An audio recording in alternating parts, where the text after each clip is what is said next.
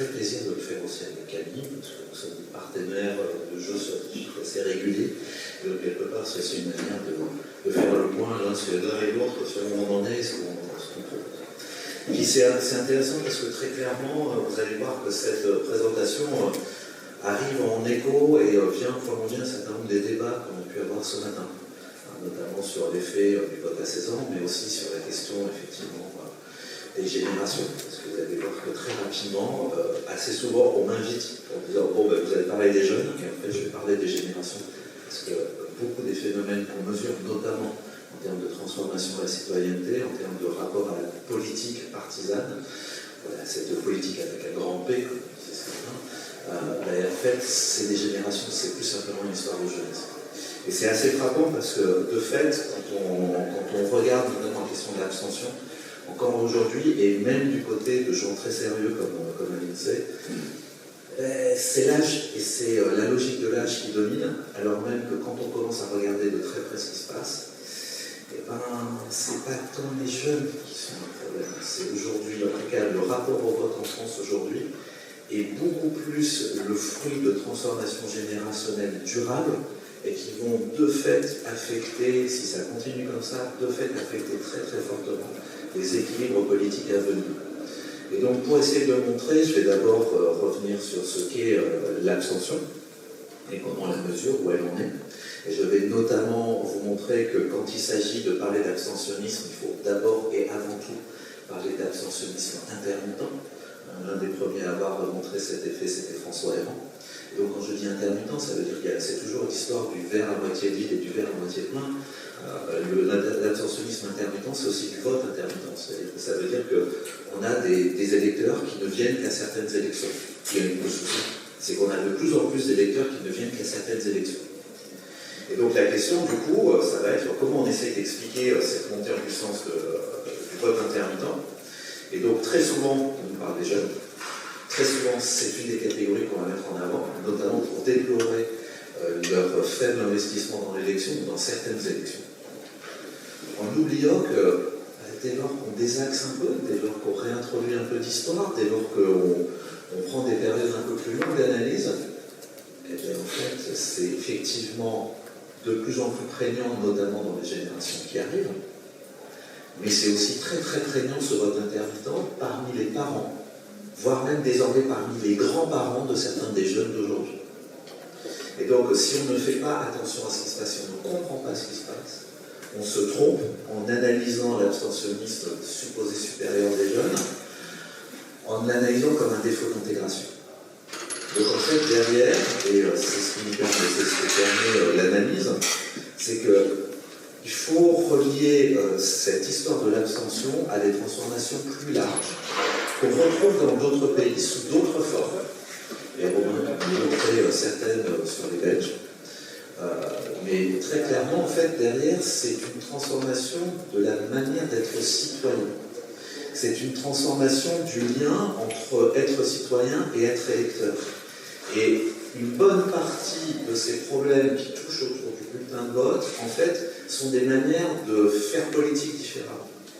Et donc, pour être très brutal, parce qu'en 20 minutes, on n'a pas le choix, il faut être un peu brutal, mais d'abord, de toute façon, je suis très, voilà.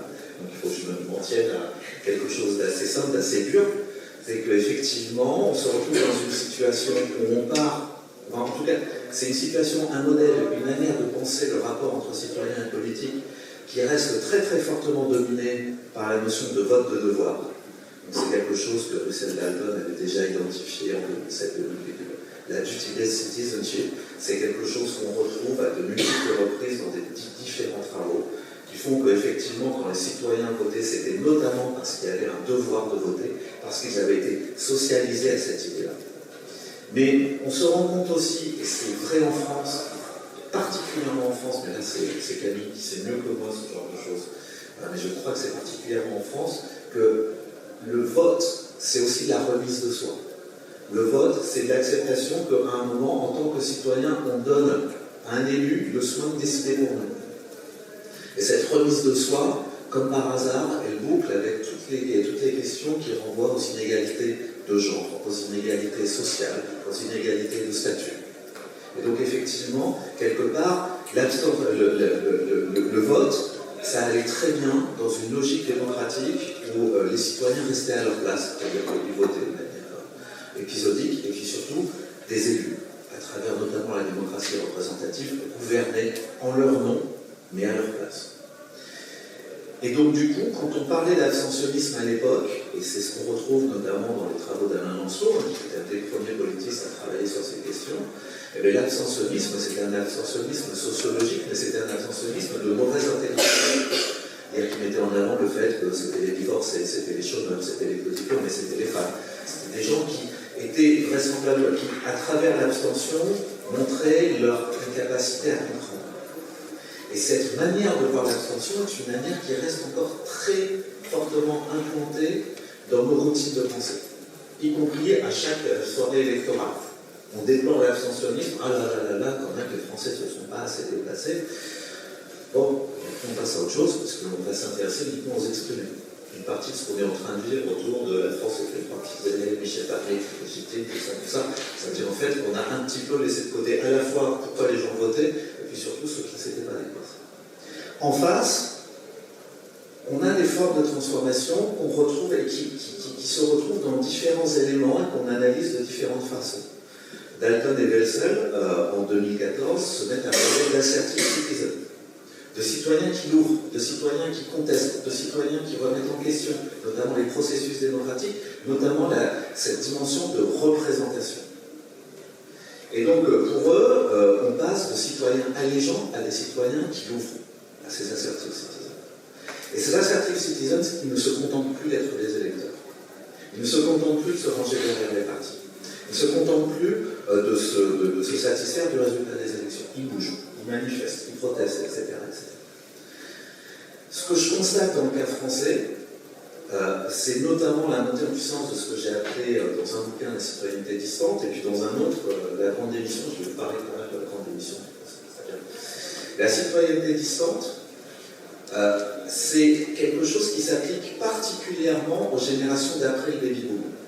Pour ceux qui connaissent l'histoire d'Ingelhardt et de la mobilisation cognitive, il y a eu un moment dans les années 70 où a émergé une théorie, la théorie post-matérialiste, portée par Engelhardt et d'autres, qui expliquait qu'avec le renouvellement générationnel, avec l'élévation du niveau de diplôme, avec l'accessibilité de plus en plus forte à l'information politique, on allait avoir des citoyens de plus en plus mobilisés. Alors ça allait être un peu les assertive citizens, ça allait être aussi des critical citizens, ça allait être des citoyens qui effectivement sont capables de bouger, sont capables de prendre l'intégralité des moyens d'action, y compris le vote, mais pas que le vote, pour prendre leur part en politique. Et c'est typiquement ce qu'on voit chez les boomers. C'est typiquement ce qu'on retrouve encore aujourd'hui dans les données, alors même que désormais, ils sont entre 60, 70, 80 ans, mais ils sont encore particulièrement mobilisés, ils sont encore particulièrement intéressés, compte tenu des générations d'avant, même des générations d'après, et ils sont toujours connectés. Mais cette histoire-là oublie ce qui se passe après. Parce que l'élévation du niveau de diplôme, ça ne s'est pas arrêté avec les boomers. Ça continue. C'est-à-dire qu'aujourd'hui, on est face à des... Le diplôme n'est qu'un des indicateurs.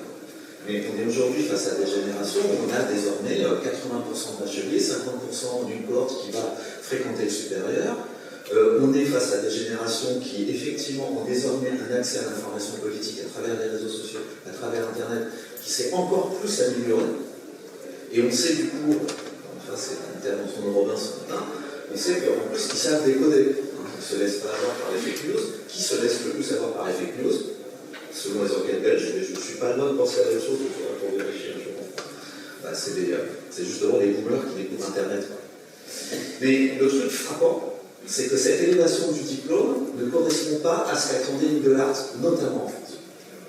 Cette élévation du diplôme, elle fonctionne effectivement, elle fait des citoyens encore plus connectés dans d'autres pays, particulièrement la Suède, le Danemark, les pays scandinaves. En France, ça crée la citoyenneté distante.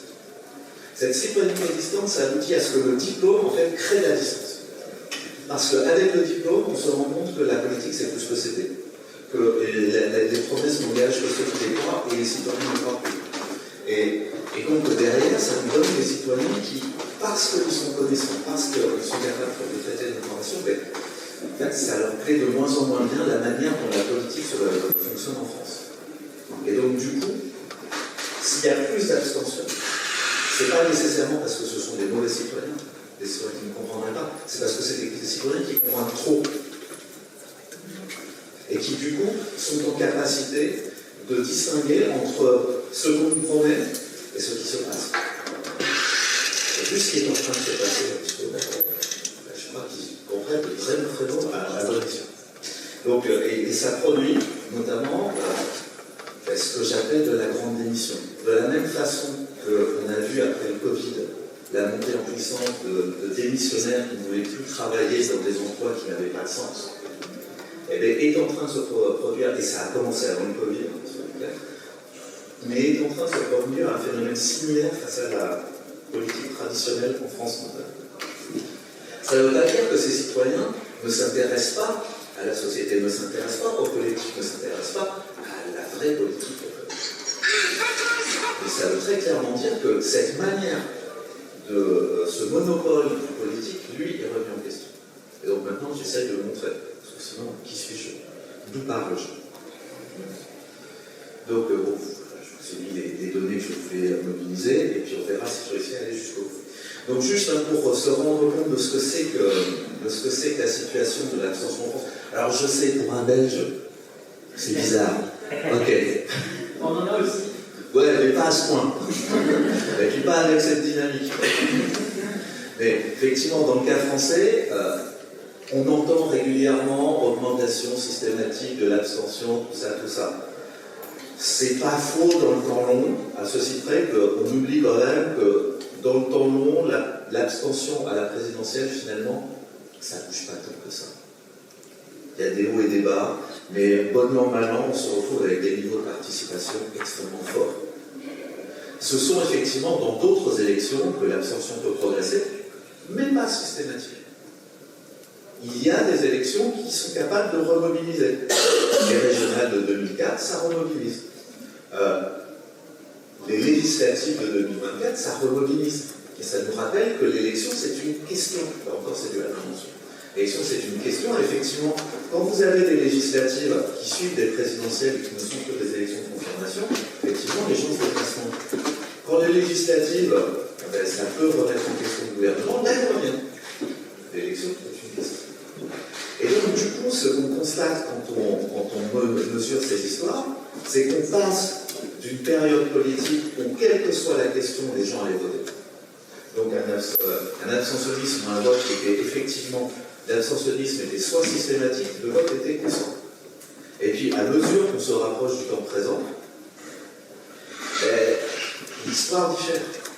Monte en puissance l'idée qu'on a effectivement des votants intermittents. Des gens qui se déplaceront à certains scrutins et qui n'iront pas à d'autres, en fonction du contexte, en fonction des effets de mobilisation, en fonction de quel poste est en jeu, en fonction de la question qu'on leur pose. Typiquement, vous faites un référendum un bon sujet de droit constitutionnel, ça ne mobilise pas. Vous faites un référendum sur le traité constitutionnel européen, du droit constitutionnel et de l'Europe, et ça mobilise 69% des électeurs français. Et donc, ce que concluait François Héran avec ce type d'évolution, c'est qu'on pouvait classer les individus selon trois modalités: les abstentionnistes systématiques, les votants intermittents et les votants constants. Et alors l'avantage, la force réelle de l'INSEE en France, c'est qu'en plus on peut le faire avec des vraies données. Et pour ce faire, on prend les enquêtes participation. Et les enquêtes participation, c'est même pas des gens qui téléphonent pour dire il faut aller voter, avec tous les biais de désirabilité sociale que ça pourrait avoir. Non, c'est des enquêteurs de l'INSEE qui vont vérifier que les bus se sont bien déplacés aux urnes. Et notamment à toutes les séquences présidentielles législatives. Alors ils ont commencé en 95, ces données ne sont pas disponibles, j'en suis fort marié, mais 2002, 2007, 2017, 2022, et ça donne cette histoire. Donc cette histoire, elle est un peu compliquée, je vous l'accorde. Donc on va en truc. Donc on a nos abstentionnistes systématiques. Des individus qui, aux 4 scrutins des printemps électoraux français, ne se sont pas déplacés. On a nos votants intermittents, qui se déplacent à certains et pas à d'autres. Et on a nos votants constants. Donc ça, c'est le premier. Le deuxième truc, c'est des années. 2002, 2007, 2012, 2017, 2022. Ce qui fait qu'on a quand même 20 ans d'histoire électorale dans le graphique. Troisième truc, c'est quoi ces petites cohortes? C'est des cohortes de 10 ans. Je prends par exemple cette cohorte en noir, des gens qui sont nés en 1927 et avant. Donc effectivement, ce sont des électeurs assez âgés, même au début de la période, qui le sont encore plus à la fin de la période. Et là, on voit très bien un effet d'âge, un effet de cycle de vie. On voit déjà ça, déjà. Bon, mais c'est comme ça. Donc cet effet de cycle de vie, en fait, ça nous montre effectivement comment ces électeurs sont en train de décrocher, et c'est normal. Le truc qui me frappe vraiment, c'est que plus une génération est récente, donc là, 1978, 87, 1984, plus une génération est récente, plus elle compte désormais de votants intermittents. Mais le truc frappant, c'est que ce n'est pas une histoire d'âge. Chacune de ces cohortes, 20 ans. Donc ils arrivent à 18, ou 38 à la fin de l'année. Ce n'est pas une histoire d'âge, c'est une histoire de génération. Et ça touche bien au-delà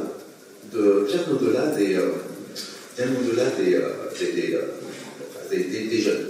Et ce qui est très frappant, là je prends uniquement les électeurs constants en 2022, selon qu'ils sont des boomers, en bleu, selon qu'ils sont des pré-baby boomers, ceux qui sont nés dans la Seconde Guerre mondiale, selon qu'ils sont des post-baby boomers, qui sont nés dans les années 60-70, et les millennials. Et ce qu'on est en train de constater, c'est que les boomers, quel que soit leur niveau de revenu, quel que soit leur niveau de diplôme, quelle que soit leur profession, restent effectivement connectés. À ceci près qu'il y a un double décrochage. Alors bien sûr, la cohorte noire, le décrochage s'explique par les inégalités de vieillissement. Mais la cohorte jaune et la cohorte rouge, ce n'est pas des questions de vieillissement. C'est effectivement des questions de démission. Et la démission, elle va toucher les plus pauvres, elle va toucher les ouvriers, les employés, elle va toucher les peu diplômés, mais pas que. Et ça nous raconte quelque chose. Ces ouvriers, ces employés, ces pauvres, etc., leurs équivalents générationnels peuvent voter. Mais il n'y a pas que. Il y a aussi une démission du côté des diplômés, du côté des plus riches, du côté des cadres dans cette génération. Et là, très clairement, c'est la citoyenneté ici. Ce qui est frappant, ce qui est frappant, c'est que ce phénomène de décrochage, on le retrouve notamment dans l'identification partisane. Aujourd'hui, en France, on a 40 à 50% de gens qui se disent proches d'aucun parti et qui ne sont même pas capables de dire de quel parti se sentent le moins éloignés. Quand on leur demande y a-t-il un parti que vous vous sentez proche, c'est même encore pire. On est à plus de 70% de rejet. Et on retrouve le même truc générationnel. C'est-à-dire que dans les jeunes générations, l'alignement partisan ne fonctionne plus. Et ça ne veut pas dire qu'ils ne savent pas où situer les partis. Je suis obligé de ils savent situer les partis, ils savent contre qui ils sont. En revanche, ils ne sont plus pour eux. Et ça ne veut même pas dire qu'ils ne s'abstiennent, qu'ils ne participent pas. Désormais, ils participent différemment. Et donc je termine sur ce graphique. On est sur les mêmes générations. Les millennials, ce sont là. Les post-baby boomers sont là. Les boomers sont là. Et les générations d'avant sont là. On peut mesurer dans l'enquête valeur différents types de participation, notamment des électeurs constants. Ça va être les oranges, et qui refusent de manipuler, qui refusent la pétition, qui refusent la participation du protestataire. En gros, ce sont des électeurs. Leur conception de la participation citoyenne, ce sont des électeurs. En face, on a aussi des multiparticipants. Eux, c'est typiquement, c'est des idéaltypes des boomers de l'art. Ils utilisent tout. Effectivement, ils sont super connectés, et effectivement, on les retrouve chez la génération du début. Troisième bloc, des gens qui au mieux sont des électeurs intermittents, mais qui par contre protestent, manifestent, pétitionnent, etc. Ils sont dans la génération récente. Et enfin, il y a les silencieux. Et ceux-là, ils nous racontent aussi une autre histoire. Ils nous racontent les inégalités sociales au sein de la jeunesse. Ils nous racontent effectivement les formes de décrochage qu'on peut mobiliser dans les données, parmi les moins diplômés, parmi les ni en études ni en emploi, parmi les gens des territoires relégués à la fois dans les quartiers et dans les zones rurales.